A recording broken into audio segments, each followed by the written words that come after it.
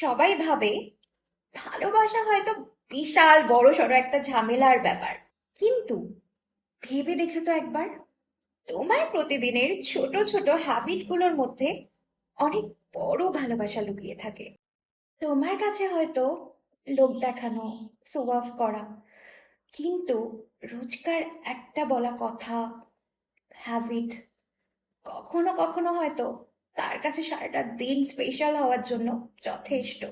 তাই লোকে কি ভাববে, লোককে ভাবতে দাও। লোকে যদি কি ভাববে তুমি ভাবো, তাহলে লোকে কি ভাববে? তাই লোকের জন্য নিজের পার্টনারকে কষ্ট দেওয়া, হার্ট করা মানে আমার মনে হয় এটা মূর্খতার পরিচয়।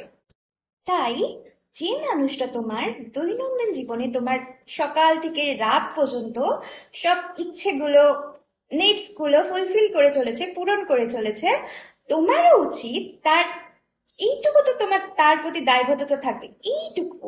তাই তোমারও উচিত তার ছোট ছোট ইচ্ছেগুলোকে রেসপেক্ট করার। Because sometimes love is not loud, but it's felt in the smallest moment. Okay?